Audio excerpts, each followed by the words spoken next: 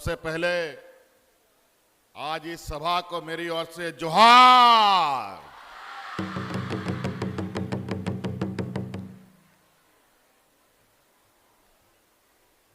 आज फिर से सरकार आपके द्वार पहुंची।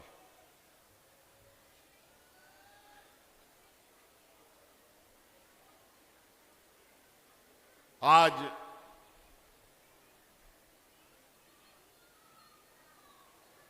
ये सरकार आपके द्वार का तीसरा चरण का ये कार्यक्रम है। पहला चरण 2021 में शुरू हुआ, दूसरा चरण 2022 में शुरू हुआ और फिर से 2023 में आपके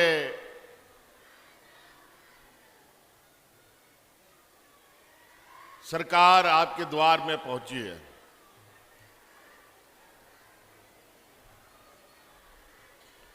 आप सब लोग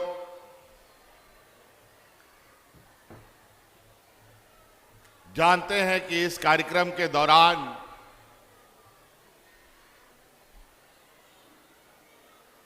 आपके शिविरों में क्या क्या कार्यक्रम आयोजित होते हैं। उधर कुछ महिलाएं बैठी हैं या कुछ और लोग बैठे हैं, उनकी कुछ आवाजें हमको आ रही है। उनसे दरखास्त ले लिया जाए और हमारे पास लाया जाए, क्योंकि यह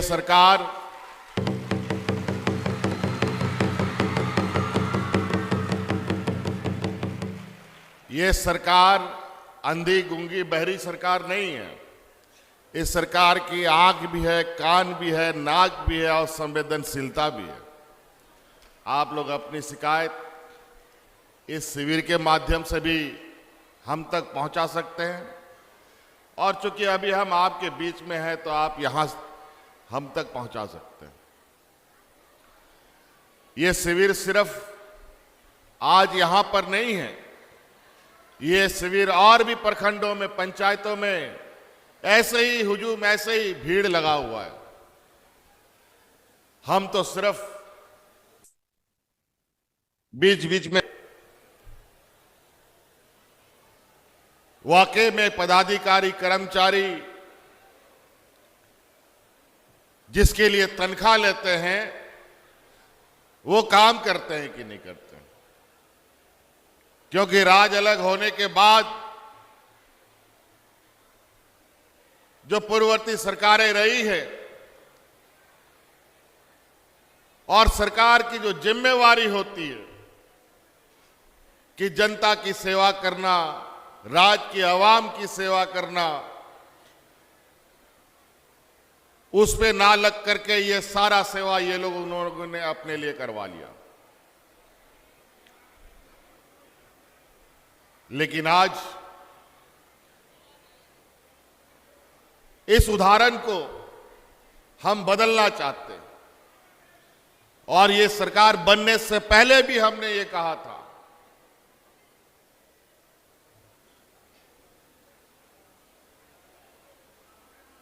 आज इन शिविरों के माध्यम से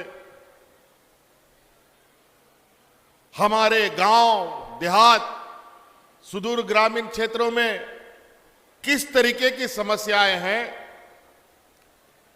इसकी वास्तविकता हमें पता चलता है।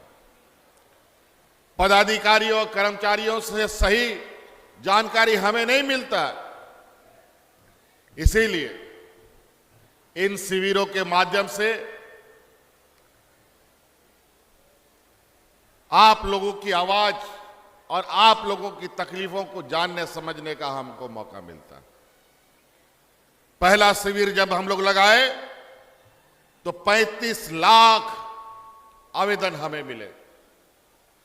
दूसरा शिविर लगाए तो 55 लाख के लगभग हमको आवेदन मिला और ये तीसरा चरण है अब इसमें कितना आएगा इसका 29 दिसंबर को पता चलेगा। और इन शिविरों के माध्यम से जो शिकायतें हमें देखने को मिला, तो हमने अपना सर पकड़ लिया कि आखिर पूर्ववर्ती सरकारों ने कौन सा ऐसा काम किया। लगभग 1 करोड़ की समस्याओं का आवेदन, इसका मतलब अस्पष्ट था कि पूर्ववर्ती सरकार में ना ब्लॉक कार्यालय काम करता था, ना जिला कार्यालय काम करता था, ना कोई कर्मचारी काम करता था।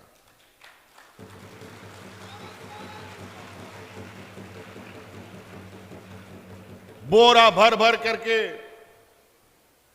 जनप्रतिनिधियों को अपनी समस्या ग्रामीण देते थे, लेकिन उसका हल कभी नहीं निकलता था।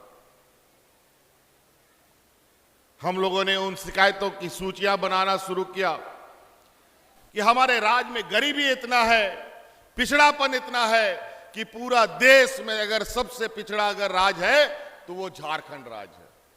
और इस झारखंड राज्य को सबसे अगड़ी सरकारों ने चलाया है। जो सरकार इस देश का सबसे बड़ा सरकार, इस दुनिया का सबसे बड़ी पार्टी जिसको अपने आप को कहती है, उन लोगों ने इस राज्य को 20 साल चलाया और इस राज्य को पिछड़ा बना दिया। इसका मतलब कि हम लोगों का हेडमास्टर ठीक नहीं था।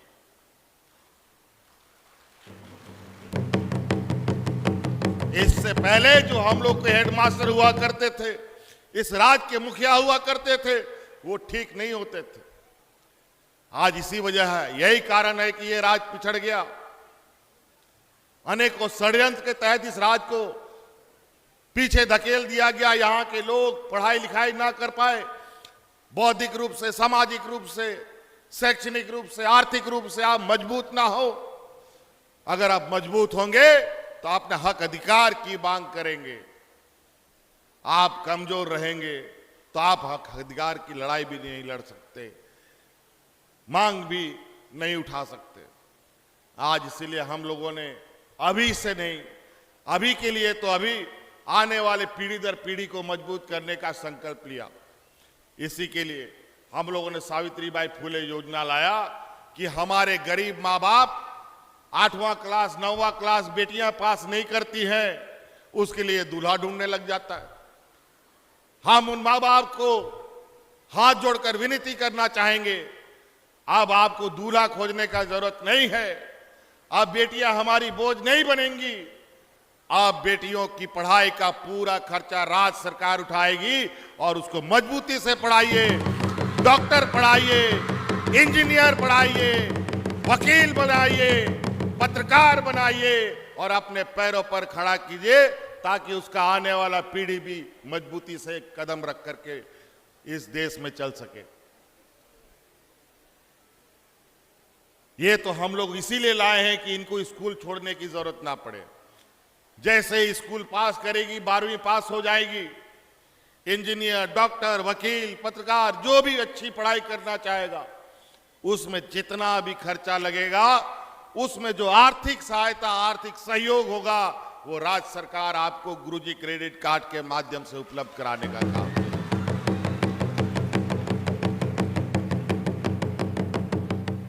10वां 11वां 12वां क्लास के बच्चों को गुरुजी क्रेडिट कार्ड हम देंगे। 12वीं पास करने के बाद जो पढ़ाई पढ़ना है उसको, उसके लिए आपको पता है इंजीनियर डॉक्टर का पढ़ाई कितना महंगा होता है। 10 लाख, 12 लाख, 5 लाख, 8 लाख कहां से गरीब किसान लाएगा बेचारा। एक ही तरीका से ला सकता है, या तो जमीन बंधक रखो, घर द्वार बंधक रखो, जानवर बंधक करो और जीवन भर किसी का, कोई महाजन का गुलामी करो। अब उसका जरूरत नहीं है।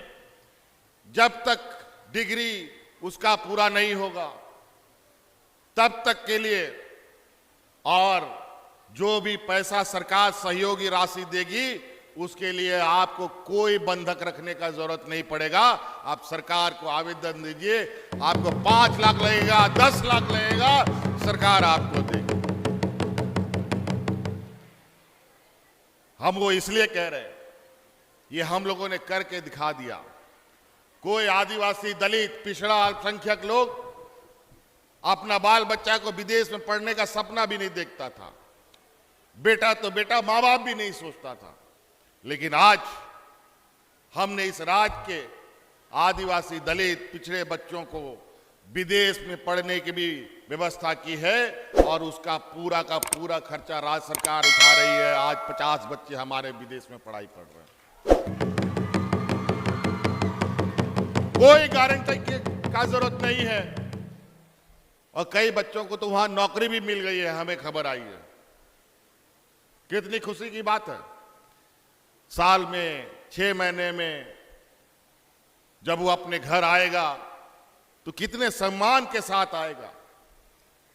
अभी तो 50 बच्चे गए हैं। हमारी सरकार रही तो हर साल 500 बच्चे को भेजने का काम करेंगे।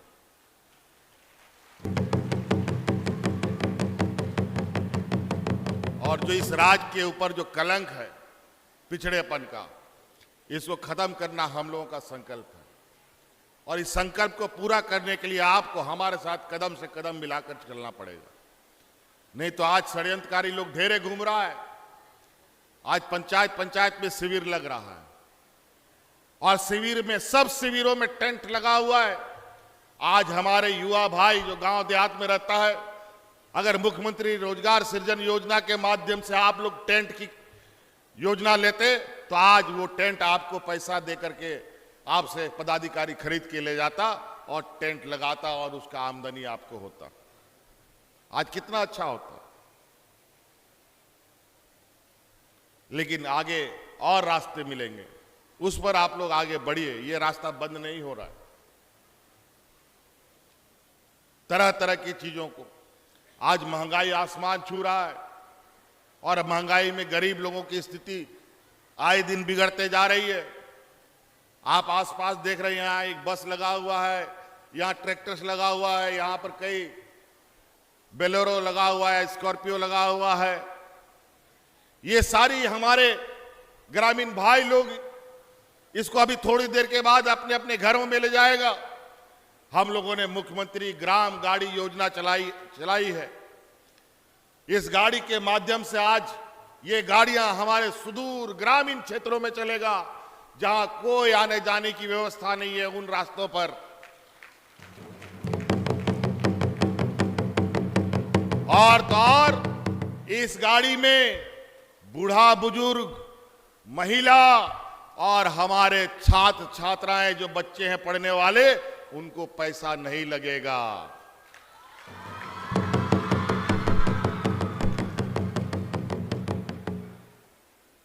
और इससे लगभग इस राज्य में 1 करोड़ से अधिक लोग मुफ्त में इस बस में सफर करेंगे। ये हम लोगों ने आपके लिए बनाया। तो इसलिए कई जगह हमको ये जानकारी मिली है कि कॉलेज बहुत दूर है, स्कूल बहुत दूर है, आने जाने की व्यवस्था नहीं। तो हम लोगों ने ये योजना चला दी कि हम ऐसी योजना चलाएं कि शहर और गांव में अब फर्क ना रहे। जिस तरीके से लोग गांव से उठ करके शहर में आ जाते हैं अपने बच्चों को पढ़ाने के लिए, अब उसकी जरूरत नहीं पड़ेगी। अभी तो हम लोगों ने शुरू किया है, अब गांव में ही रह करके शहर में आकर के बच्चे रोज आकर के जाकर के पढ़ाई कर सकते हैं। जरूरत पड़ेगी आने वाले समय में 1 नहीं 2 नहीं 3 4 बसें चलाएंगे और अपना ग्रामीण व्यवस्था को मजबूती प्रदान करेंगे।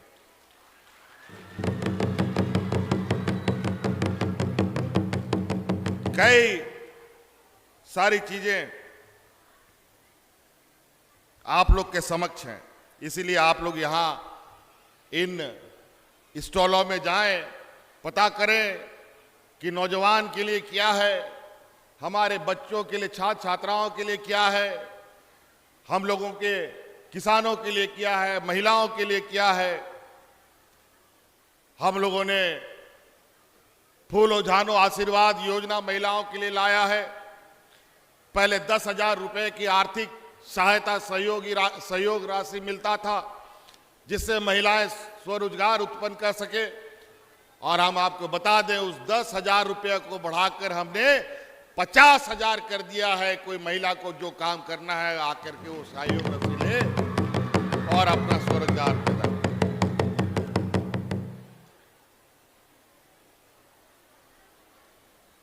हम लोगों ने तो इस कार्यकाल में कोरोना जैसा महामारी देखा।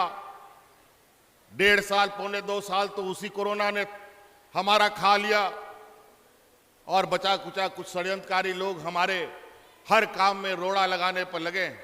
एन केन प्रकारें झूठ सच बोल करके आपकी आंखों में धूल डालने का काम करते हैं। अभी चुनाव आने वाला है और चुनाव में तरह तरह के झूठ बोले जाएंगे और इस तरीके से झूठ, चूंकि बड़ा आदमी बोलता है तो हम गरीबों को सच लगता है। आज के दिन में अपनी आंखों की पट्टी को खोलिए। आज जितना बड़ा आदमी उतना बड़ा झूठ लोग बोलता है। यह प्रचलन हो गया है आज के दिन में और गरीब का कोई सुनने वाला नहीं।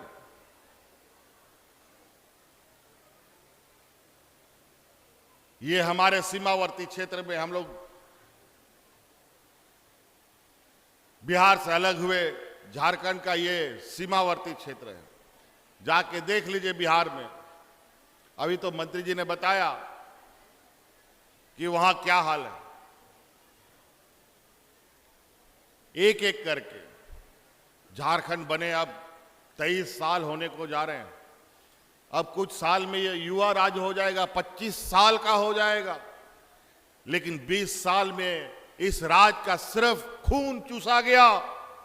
इसको ताकतवर बनाने की कोई कोशिश नहीं हुई और आज बेचारा ये राज्य 25वां साल में जब जाएगा तो इसकी स्थिति क्या होगी, इस प्रतिस्पर्धा के समय में आप अंदाजा लगा सकते हैं। इसीलिए हमने, जब से सरकार हमने बनाया है, तब से हर दिन हमारी नजर हमारे जड़ों पर है। जो जड़ हमारे ग्रामीणों में है, आज उस जड़ को मजबूत करने पे लगे हैं कि जब युवा राज्य ये बनेगा तब वो इतनी ताकत जुटा ले कि जो पिछड़ापन का कलंक है ये राज मिटाने के लिए तैयार हो जाए। बहुत खराब है और आज यही वजह है कि पिछड़ेपन की वजह से यहां से लोग पलायन करते हैं, दूसरे राज्यों में जाते हैं।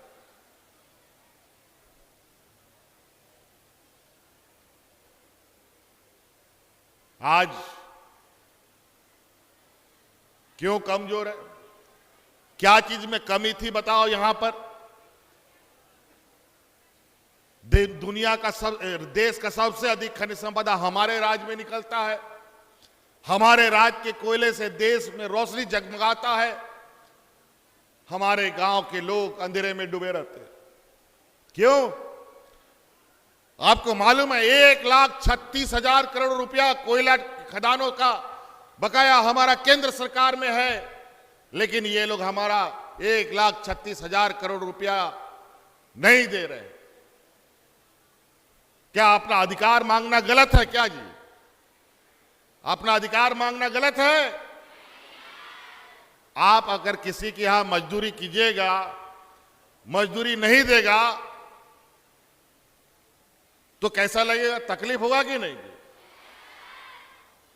तो ये अगर 1,36,000 करोड़ रुपया जिस दिन हमको मिल जाता एक मुश्त, उसी दिन इस राज्य के माथे पर जो पिछड़ापन लिखा हुआ है वो हट चुका होता।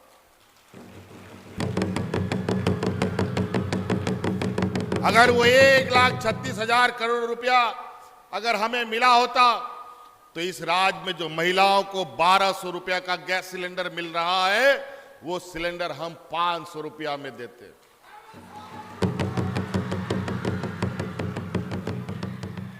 अगर वो 1,36,000 करोड़ रुपया मिलता तो आज इस राज्य के 15 लाख नौजवानों को 10-10 लाख रुपया स्वरोजगार करने के लिए हम लोग देते।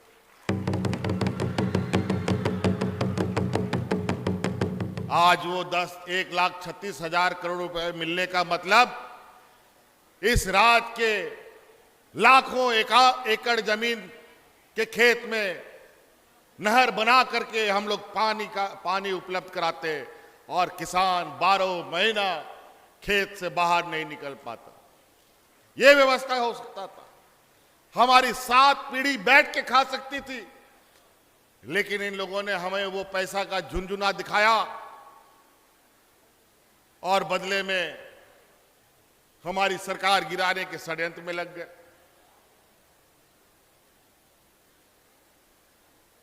ये स्थिति है।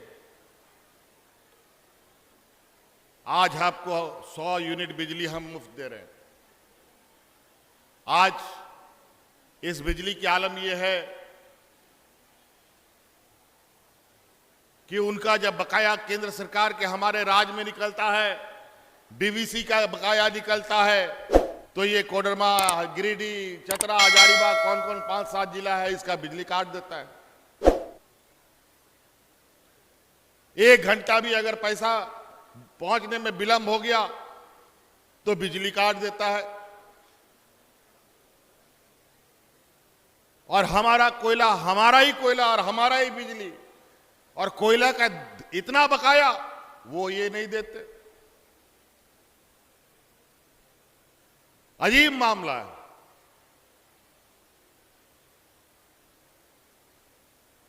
इसीलिए हमने भी कमर कस लिया है। अब इन जिलों में हम अपना ट्रांसमिशन लाइन लगाना हमने प्रारंभ कर दिया है। 1-1.25 साल के अंदर इन 6-7 जिलों में जहां डीबीसी एरिया में हम लोग का ट्रांसमिशन लाइन है, उन सभी जगहों पर राज्य सरकार अपना ट्रांसमिशन लगाएगी और अपने बिजली के भरोसे ग्रामीणों को रखेगी। हम डीबीसी के भरोसे में नहीं रहेंगे। और वो अपना संरक्षण लाइन लगा करके हमें ब्लैकमेल करने का काम करता है। फिर उसको हम बोलेंगे अपना लाइन अपने पास रखो भाई, उसको अचार का बयाम में डालो और खा जाओ। ये लोग इतना दुष्ट लोग हैं। हमारा ही कोडरमा जिला में अबरक निकलता है, ढीबरा के नाम से अभी लोग बड़े पैमाने पर छोटे बड़े कामों में लगे रहते हैं, उल्टे सीधे में भी लगे रहते हैं। हमारे पास कुछ लोग आए थे काफी दिन पहले, हमने उनकी बातें सुनकर इससे जुड़ी समस्या का समाधान निदान करने का काम शुरू कर दिया और बहुत हद तक हम आगे बढ़े भी। लेकिन कुछ षड्यंत्रकारी लोग बड़ी चतुराई से हमारे इस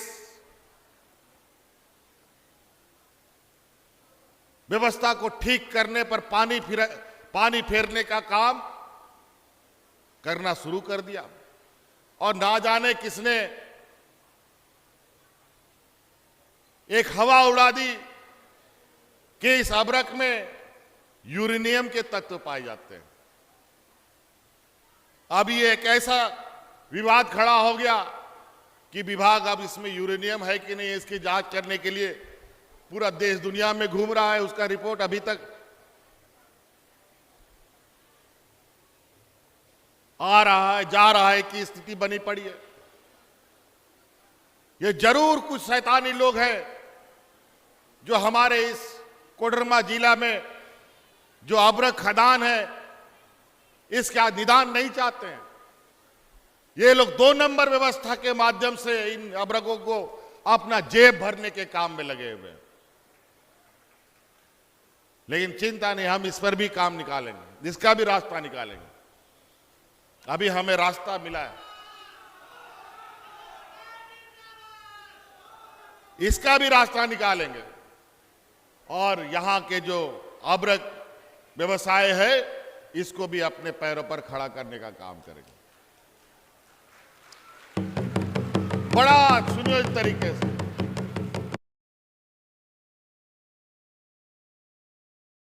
जय श्री राम। ये लड़ाई हम लड़ेंगे। नौकरियों में कुछ जगहों पर बाहर से भी लोग आ जाते हैं। लेकिन ये लड़ाई अभी खत्म नहीं हुई है। ये लड़ाई हम लड़ेंगे ताकि यहां के लोगों को सबसे प्राथमिकता के आधार पर रोजगार मिल सके, चाहे वो सरकारी हो चाहे वो गैर सरकारी हो।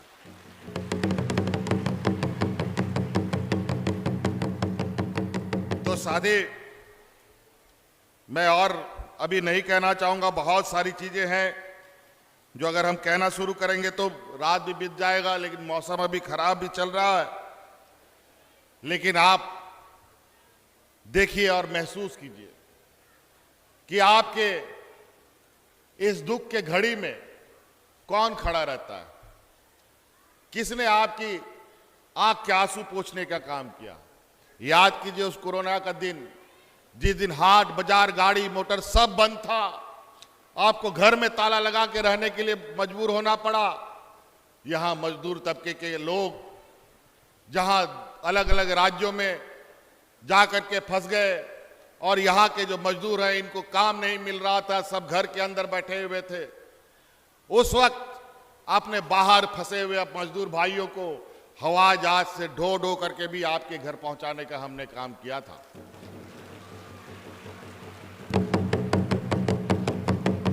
और इस राज्य की उन महिला दीदियों को भी मैं सलाम करूंगा कि जिन्होंने इस कोविड के दौर में अपनी जान की परवाह ना करके अपने मजदूर भाइयों को गांव में, पंचायत में, प्रखंड में दाल भात योजना चला करके खाना बना बना करके मुफ्त में किसानों को, गरीबों को खाना खिलाने का काम किया था।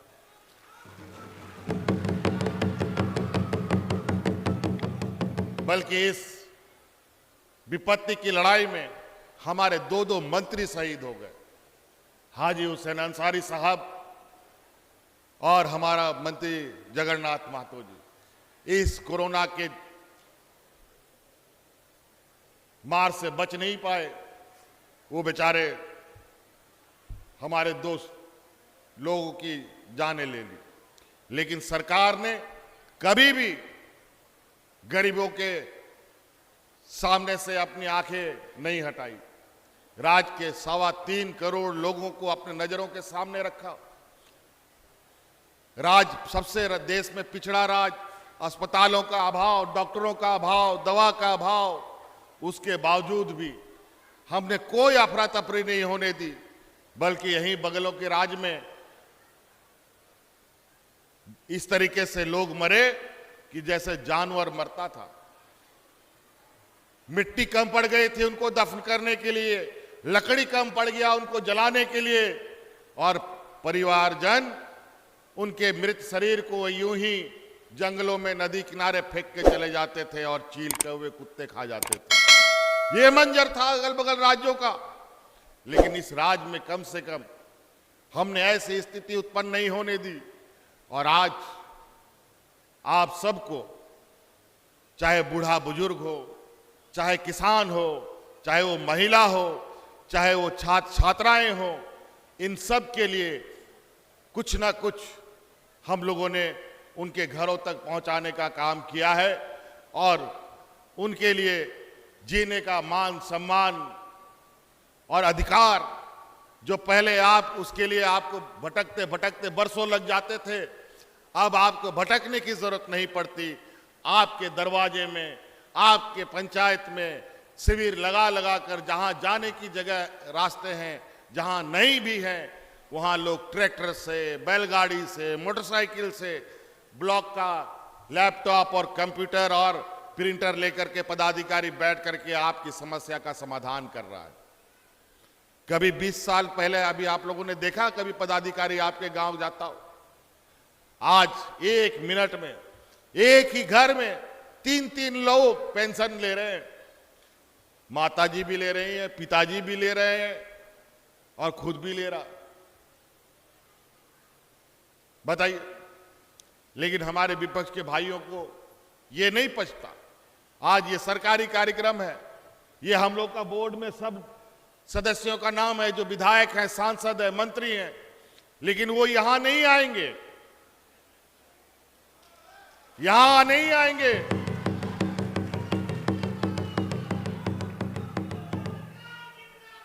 ये लोग दूर से पत्थर फेंकने का काम करेंगे, बने हुए खाना पर मिट्टी तेल छिड़कने का काम करेगा।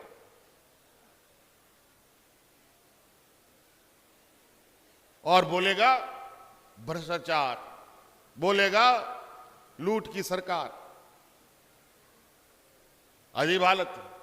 वो तो पता चलेगा आने वाला समय में। राज्य की जनता 20 साल बेवकूफ बनी है। बड़ी मुश्किल से तो इस बार हम लोगों ने सरकार बनाई, लेकिन 1.5 साल हमारा कोरोना और सुखाड़ जैसी परिस्थिति ने हमारा ले लिया। फिर भी हम लोगों ने इतनी गाढ़ी लकीर खींची है कि इस लकीर को मिटाना इतना आसान नहीं है। ये वीरों की धरती है। हक अधिकार वही देगा जो आपके बीच का होगा, कोई बाहर से आके नहीं देगा। तो इसलिए साथी, और बहुत ज्यादा नहीं कहते हुए मैं इन्हीं बातों के साथ अपनी बातों को समाप्त करूंगा।